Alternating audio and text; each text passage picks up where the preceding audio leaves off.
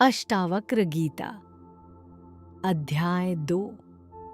अद्भुत आत्मा।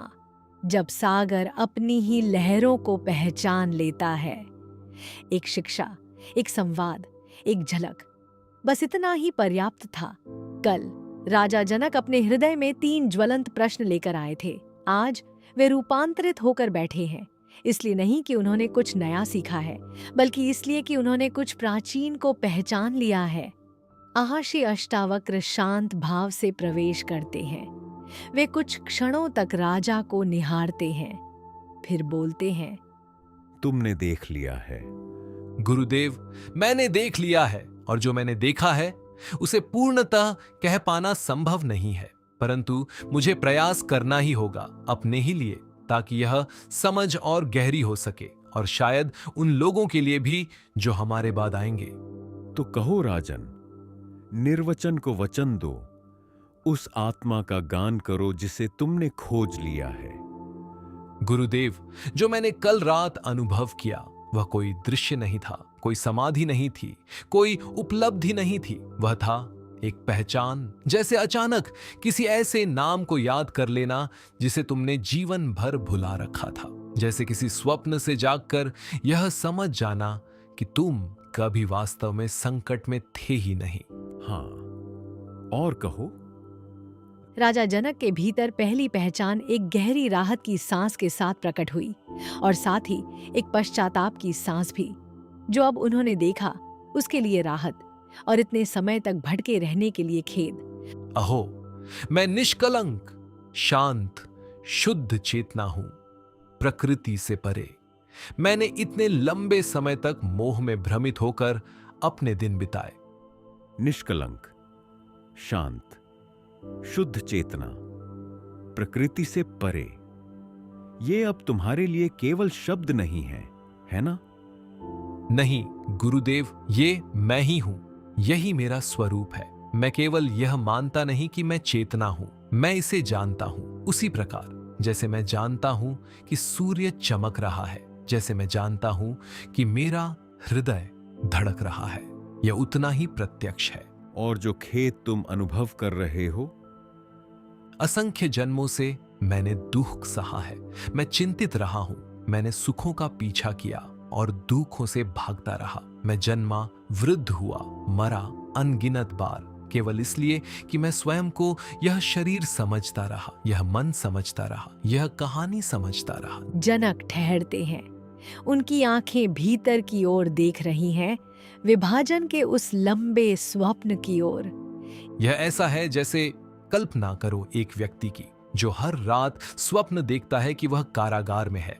अलग अलग कारागार, अलग अलग प्रहरी, अलग अलग सजाए। रात दर रात वह पीड़ा सहता है। फिर एक रात उसी स्वप्न में उसे अचानक बोध होता है, रुको, मैं स्वप्न देख रहा हूं, मैं तो वास्तव में अपने बिस्तर पर सुरक्षित हूं। उस क्षण में उन सभी कारागारों के स्वप्नों का सारा दुख ढह जाता है।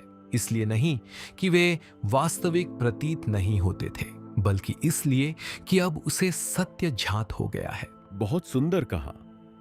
स्वप्न अनुभव के रूप में वास्तविक थे, परंतु वास्तविकता के रूप में कभी नहीं।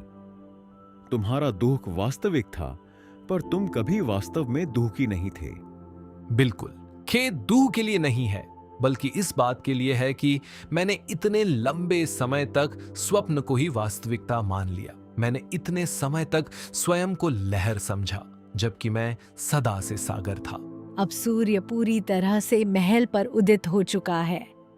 स्वर्णिम प्रकाश दोनों को आच्छादित कर रहा है। गुरुदेव, फिर यह समझ उत्पन्न हुई, मैं वह एक इस शरीर को प्रकाशित करता हूं और इस संपूर्ण जगत को भी प्रकट करता हूं। अतः यह संपूर्ण जगत मेरा है या वास्तव में कुछ भी मेरा नहीं है? इसे समझाओ राजन। यह संपूर्ण जगत मेरा है, यह तो किसी राजा के अहंकार जैसा लगता है। नहीं गुरुदेव, यह अहंकार का विपरीत है। यह है पहचान। एक अंधेरे कमरे में दीपक की कल्पना कीजिए। क्या दीपक उस कमरे का स्वामी है? नहीं, परंतु दीपक के बिना कमरे की कोई भी वस्तु दिखाई नहीं देगी।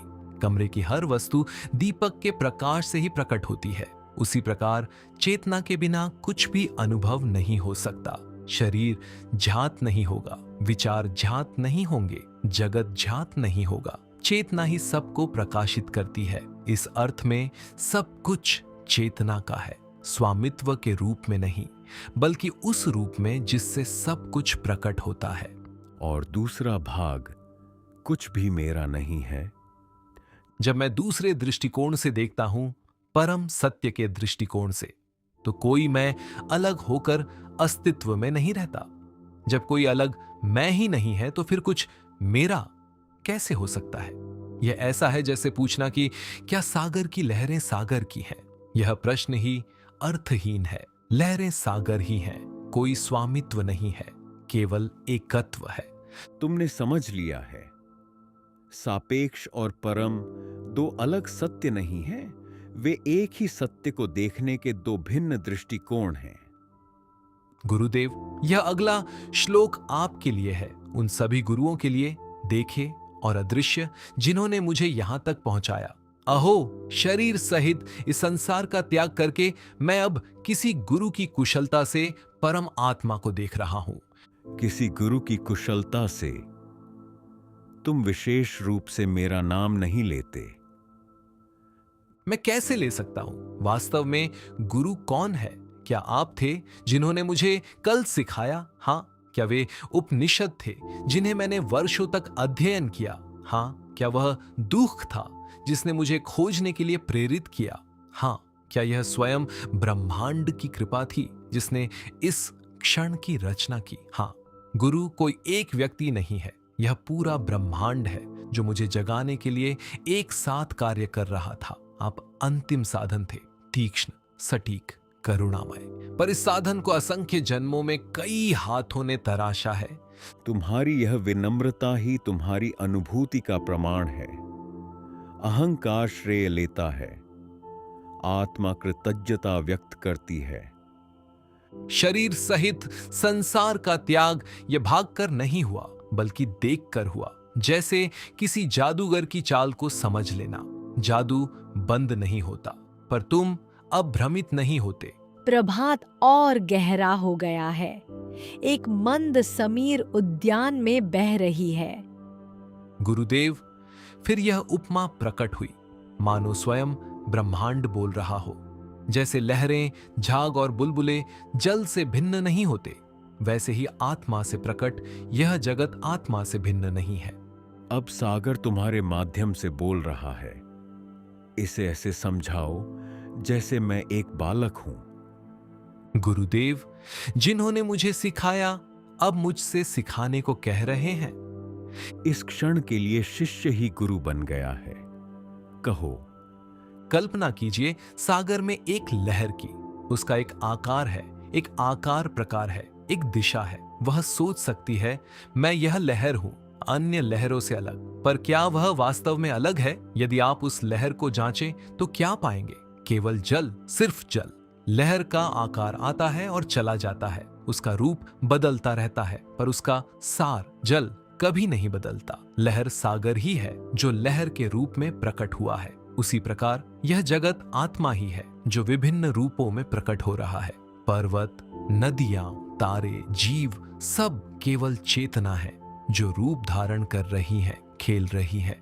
और जब लहर शांत हो जाती है, वह कहीं जाती नहीं है, वह केवल अलग रूप में दिखाई देना बंद कर देती है। पर वह कभी अलग थी ही नहीं, वह केवल अलग प्रतीत होती थी। जल बना रहता है, सागर बना रहता है, आत्मा बनी रहती है। एक और उदाहरण आया, जैसे वस्त्र का विश्लेषण करने पर वह केवल धागा ही रह जाता है, वैसे ही यह जगत गहन निरीक्षण करने पर केवल आत्मा ही पाया जाता है। वस्त्र और धागा, सरल, पूर्ण। हम जीवन में वस्त्र देखते हैं, लोग, समस्याएं, सुख, दुख। पर यदि हम ध्यान से देखें, ज्ञान की दृष्टि से, तो क्या पाते हैं? चेतना के धागे, केवल चेतना। वस्त्र वस्त्र के रूप में वास्तविक है। तुम उसे पहन सकते हो, छू सकते हो, उपयोग कर सकते हो, पर उसकी वास्तविकता धागा है। धागे के बिना वस्त्र नहीं, चेतना के बिना जगत नहीं। और स्वयं धागा। धागा जब जान छा जाता है तो बन जाता है मैं नहीं जानता। शब्द विफल हो जाते हैं। धागे से परे, विश्लेषण से परे, विचार से परे केवल अस्तित्व है, शुद्ध होना, आत्मा। फिर यह आया, जैसे गन्ने के रस से बनी चीनी पूरी तरह उसी रस से व्याप्त होती है, वैसे ही मुझसे उत्पन्न यह जगत अंदर और बाहर मुझसे ही व्याप्त है। चीनी और मिठास अविभाज्य। क्या आप चीनी को मिठास के बिना सोच सकते हैं? नहीं, मिठास चीनी का स्वभाव है, वह उसमें जोड़ी नहीं गई, वह उसका सार है। उसी प्रकार जगत चेतना में जोड़ा नहीं गया है, चेतना ही उसका सार है। हर वस्तु, हर प्राणी, हर क्षण आत्मा से परिपूर्ण है, चेतना में भीगा हुआ है। कुछ लोग कहते हैं कि जगत माया है, तुम कहते हो कि यह सत्य से परिपूर्ण है। जगत प्रकट रूप में वास्तविक है, पर उसका तत्व चेतना है। जैसे मृग तृष्णा, जो जल दिखाई देता है वह वास्तविक नहीं है, पर देखना वास्तविक है। मरुभूमि वास्तविक है, अनुभूति वास्तविक है, केवल व्याख्या गलत है। गुरुदेव, आपने मुझे यह रस्सी के उदाहरण से सिखाया था, अब मैं इसे प्रत्यक्ष अनुभव कर रहा हूं। आत्मा के अज्ञान से जगत प्रकट होता है और आत्मा के ज्ञान से लुप्त हो जाता है। जैसे रस्सी को न जानने से सर्प का भ्रम उत्पन्न होता है और उसे जानने से वह समाप्त हो जाता है। बताओ, जब तुमने रस्सी को सर्प समझा, क्या रस्सी प्रभावित हुई? नहीं, रस्सी तो वैसे ही पड़ी रही, अपरिवर्तित। सारा भय, सारा नाटक, भागना, चिल्लाना, सब केवल मेरे भीतर हुआ। रस्सी में कोई परिवर्तन नहीं आया। और जब तुम्हें झांत हुआ कि वह रस्सी है? सर्प कहीं गया नहीं, वह कभी था ही नहीं, वह केवल प्रतीत होता था। जब ज्ञान उदित हुआ तो वह प्रतीति समाप्त हो गई, बस इतना ही। यही ठीक वही है जो इस जगत के साथ हुआ है। मैं इसे वास्तविक, अलग, भयावह मानता था। मैं पीड़ित हुआ, मैं संघर्ष करता रहा, मैं इसे नियंत्रित करने, इससे भागने या इसे समझने की कोशिश करता रहा। फिर ज्ञान उदित हुआ, जगत मुझसे अलग नहीं है, यह चेतना का एक खेल है, मेरा ही स्वरूप जो दूसरे के रूप में प्रकट हो रहा है। और अब मैं हर जगह रस्सी को ही देखता हूं, भले ही सर्प का आभास बना रहता है, क्योंकि शरीर अभी भी रूपों को देखता है, मन अभी भी विचार करता है, पर मैं जानता हूं कि वह रस्सी ही है। जगत चलता रहता है, पर भय समाप्त हो गया है, आसक्ति समाप्त हो गई है, दुख समाप्त हो गया है। फिर सबसे गहरी पहचान प्रकट हुई, प्रकाश ही मेरा स्वभाव है, मैं उस प्रकाश के अतिरिक्त कुछ भी नहीं हूं। जब यह जगत प्रकट होता है तो वास्तव में मैं ही उसमें प्रकाशित होता हूं। न मेरे पास प्रकाश है, न मैं प्रकाश का स्वामी हूं, बल्कि मैं ही प्रकाश हूं। यही इसका हृदय है। हां, यही सबसे महत्वपूर्ण है।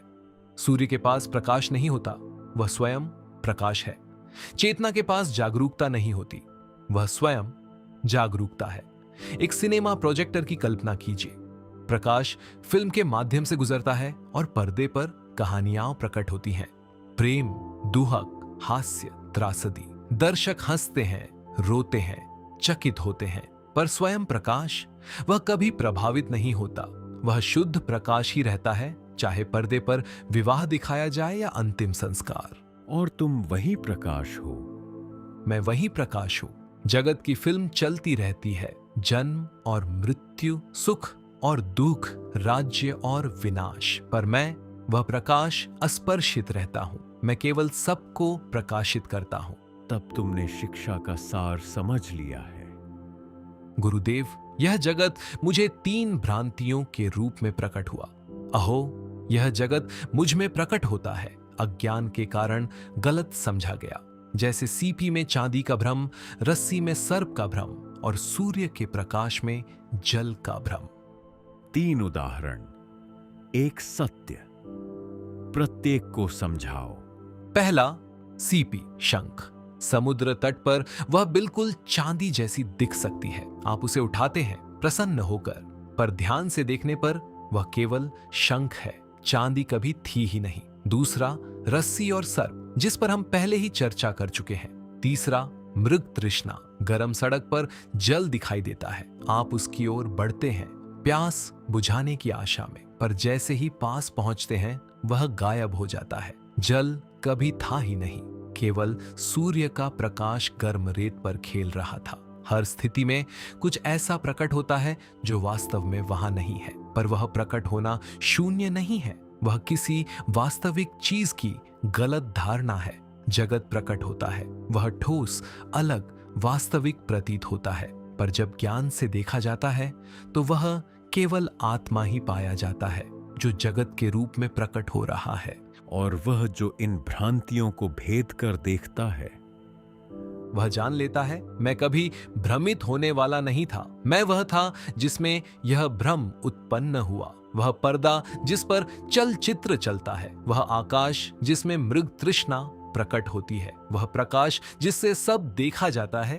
और फिर यह जैसे घड़ा मिट्टी में विलीन हो जाता है, लहर जल में, कंगन सोने में, वैसे ही यह जगत जो मुझसे प्रकट हुआ है मुझ में ही विलीन हो जाता है। सृष्टि और लय दो अलग प्रक्रियाएं नहीं हैं। बिल्कुल, घड़ा टूटने पर कहीं नहीं जाता, वह सदा मिट्टी था और मिट्टी ही रहता है। लहर शांत होने पर कहीं नहीं जाती, वह सदा जल थी और जल ही रहती है। जगत कहीं और से नहीं आता और कहीं नहीं जाता, वह आत्मा ही है जो जगत के रूप में प्रकट हो रही है। जब यह प्रकट होना समाप्त होता है तो आत्मा ही शेष रहती है, जैसी वह सदैव थी। तो तुम्हें मृत्यु का भय नहीं है? मैं क्यों डरूं? मृत्यु केवल शरीर के प्रकट रूप का अंत है, पर मैं वह शरीर नहीं हूं। मैं वह हूं जिसमें शरीर प्रकट होता है। जब शरीर मरता है मैं बना रहता हूं, जैसा मैं सदैव रहा हूं। यह ऐसा है जैसे पूछना कि क्या आकाश बादल के जाने से डरता है। गुरुदेव, मुझे क्षमा करें, पर उस अवस्था में एक भावना उठी जो लगभग निंदात्मक सी लगती थी और फिर भी पूर्णतः स्वाभाविक। अहो, मैं अद्भुत हूं, मुझे ही प्रणाम जो नाश रहित हूं और सृष्टि के विनाश के बाद भी बना रहता हूं, ब्रह्मा से लेकर तिनके तक। अहंकार के लिए यह निंदात्मक है, आत्मा के लिए यह स्वाभाविक है। आगे कहो। अहो, मैं अद्भुत हूं, मुझे ही नमस्कार, जो शरीर में होते हुए भी एक हूं, जो कहीं जाता नहीं, कहीं से आता नहीं, पर सदा संपूर्ण जगत में व्याप्त रहता हूं। शरीर आता जाता है, तुम नहीं। अहो, मैं अद्भुत हूं, मुझे प्रणाम, इस जगत में मुझसे अधिक समर्थ कोई नहीं, जो बिना स्पर्श किए ही सदैव संपूर्ण जगत को धारण किए हुए हो। स्पर्श किए बिना धारण करना, जैसे आकाश सबको धारण करता है पर किसी से स्पर्शित नहीं होता। अहो, मैं अद्भुत हूं, मुझे प्रणाम, मेरे पास कुछ भी नहीं या सब कुछ है। जो कुछ भी वाणी और मन द्वारा ग्रहण किया जा सकता है वह सब केवल मेरा ही है। यह अहंकार नहीं है राजन, यह आत्मा का स्वयं को पहचानना है। बूंद का यह पहचानना कि वह सागर है, लहर का यह जानना कि वह जल है, स्वप्न दृष्टा का यह समझना कि वह स्वप्न दृष्टा है और सभी स्वप्नों पर हंस पड़ना। जब उपनिषद कहते हैं अहम ब्रह्मास्मि, तो यही अर्थ है। न कोई घमंड, न कोई तुलना, केवल सीधी, सरल, निर्विवाद पहचान। यह ऐसा लगा जैसे घर लौट आना, अनंत भटकने के बाद अंततः घर, और यह समझना कि घर कभी खोया ही नहीं था। मैं बस भूल गया था कि मैं पहले से ही वहां हूं। फिर अनुभव की सबसे गहरी संरचना भी विलीन हो गई। ज्ञान, झे और जाता, ये तीनों वास्तव में अस्तित्व में नहीं है। मैं वही निष्कलंक आत्मा हूं जिसमें अज्ञान के कारण यह त्रिविध भेद प्रतीत होता है। यह सूक्ष्म है, इसे सरल रूप में समझाओ। हर अनुभव में 3 भाग होते हैं, अनुभव करने वाला, अनुभव की वस्तु और अनुभव की क्रिया। मैं पेड़ को देखता हूं, मैं जाता हूं। पेड़ झेय है और देखना ज्ञान है, पर गहन अनुभूति में ये तीनों विलीन हो जाते हैं। केवल चेतना रह जाती है, न मैं जो देख रहा हूं, न कुछ जिसे देखा जा रहा है, केवल चेतना जो है, जो प्रकाशित है, जो उपस्थित है। जैसे गहरी नींद में, जब तुम गहरी नींद में होते हो, क्या कोई झाता होता है? क्या कोई झेय होता है? क्या कोई ज्ञान होता है? नहीं, केवल शांति, मौन, अस्तित्व। और फिर भी जागने पर तुम कहते हो, मैं अच्छी तरह सोया। हाँ, क्योंकि वह शांति में ही था, कोई अनुभव नहीं, मेरा ही स्वरूप। उस पहचान में यह त्रिविध भेद समाप्त हो जाता है। दृष्टा और दृश्य एक हो जाते हैं। फिर मैंने दुख की जड़ देखी। अहो, समस्त दुख का मूल द्वैत का भाव है। इस दुख का कोई अन्य उपाय नहीं है सिवाय इसके कि यह समझ लिया जाए कि सभी दृश्य वस्तुएं अवास्तविक हैं और मैं अद्वैत शुद्ध चेतना और आनंद हूं। द्वैत, स्वयं को अलग देखना, यही एकमात्र रोग है। जब मैं स्वयं को तुमसे अलग देखता हूं तो भय उत्पन्न होता है। जब मैं स्वयं को जगत से अलग देखता हूं तो आसक्ति उत्पन्न होती है। जब मैं स्वयं को ईश्वर से अलग देखता हूं तो प्रार्थना उत्पन्न होती है। प्रार्थना अलग हुए का पुकारना। पर जब द्वैत समाप्त हो जाता है तो क्या शेष रहता है? दो वस्तुओं का संबंध नहीं, बल्कि एक ही सत्ता जो अनेक के रूप में प्रकट हो रही है। प्रेमी और प्रिय नहीं, केवल प्रेम।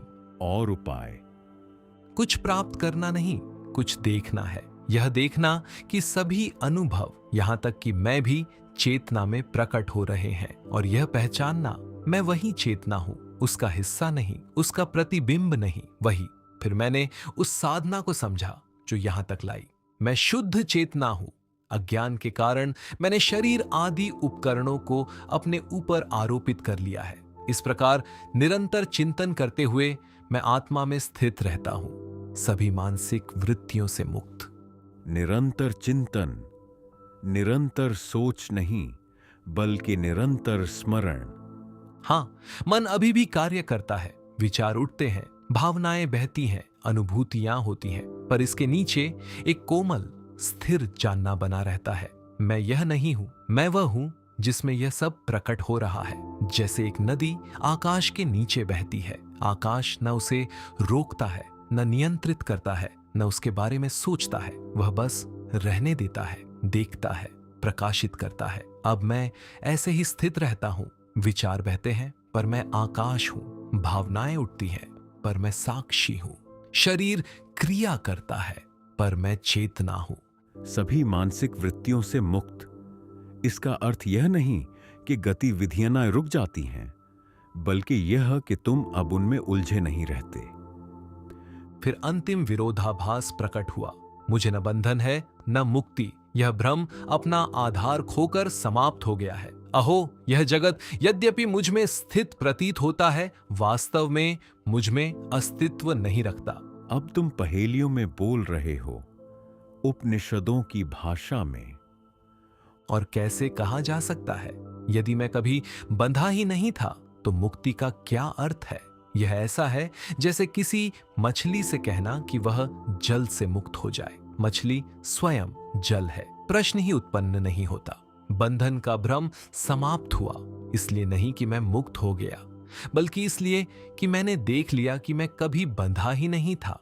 रस्सी कभी सर्प नहीं थी। कारागार का स्वप्न समाप्त हुआ, इसलिए नहीं कि मैं भाग निकला, बल्कि इसलिए कि मैं कभी वहां था ही नहीं। और यह जगत, वह तुम में स्थित है, फिर भी तुम में नहीं है। एक और पहेली, जगत मुझ में प्रकट होता है जैसे स्वप्न स्वप्न दृष्टा में प्रकट होता है। पर क्या स्वप्न वास्तव में स्वप्न दृष्टा के भीतर एक वस्तु के रूप में होता है? नहीं, वह केवल एक आभास है। स्वप्न दृष्टा जब जागता है तो उसे अपने भीतर कोई स्वप्न वस्तुएं नहीं मिलती। वह केवल स्वयं को पाता है, केवल स्वयं को। स्वप्न वही था जो दूसरे के रूप में प्रकट हुआ। जगत भी मैं ही हूं जो दूसरे के रूप में प्रकट हो रहा है। मुझसे अलग कुछ भी अस्तित्व में नहीं है और मुझ में भी कुछ अलग वस्तु के रूप में अस्तित्व में नहीं है। केवल मैं, केवल चेतना, केवल यह। फिर मैंने उन सभी बातों को देखा जिन्हें मैं पहले सत्य मानता था। मैंने निश्चय पूर्वक जान लिया है कि शरीर और जगत असार है और आत्मा ही केवल शुद्ध चेतना है। तो अब कल्पनाएं किस आधार पर टिक सकती है? एक ऐसा प्रश्न जो स्वयं ही अपना उत्तर है। बिल्कुल। जब रस्सी झांत हो जाती है तो सर्प का भ्रम कहां टिक सकता है? वह टिक नहीं सकता। वह बस उत्पन्न ही नहीं होता, या यदि उत्पन्न होता भी है तो तुरंत भेद लिया जाता है। शरीर, स्वर्ग और नरक की कल्पनाएं, बंधन और मुक्ति तथा चिंता, ये सब केवल कल्पनाएं हैं। मुझे इनसे क्या प्रयोजन, मैं जिसकी प्रकृति शुद्ध चेतना है? स्वर्ग और नरक कल्पना, बंधन और मुक्ति कल्पना, यहां तक कि मुक्ति की इच्छा भी कल्पना। सब कल्पनाएं हैं, सब चेतना के सागर में उठती हुई लहरें हैं, सब आत्मा के मन में उत्पन्न स्वप्न है। और मैं लहर नहीं हूं, मैं स्वप्न नहीं हूं, मैं सागर हूं, मैं स्वप्न दृष्टा हूं। स्वप्न की वस्तुओं से मुझे क्या लेना? फिर मैंने इस समझ को परखा। मैं महल में चला, बाजारों में गया, भीड़ के बीच चला। अहो, मुझे मानवों की भीड़ में भी कोई द्वैत नहीं दिखाई देता। मुझे ऐसा लगता है जैसे मैं वन में हूं। तो फिर मैं किससे आसक्ति करूं? भीड़ में भी अकेलापन, बाजार में भी वन का अनुभव, यह कैसे संभव है? क्योंकि भीड़ मुझ में है, मैं भीड़ में नहीं। ये सभी लोग मेरी चेतना में प्रकट हो रहे हैं, जैसे वन में वृक्ष प्रकट होते हैं। क्या मैं वन में वृक्षों से घिरा हुआ महसूस करता हूं? नहीं, वे वन का ही भाग है, वे स्वयं वन है।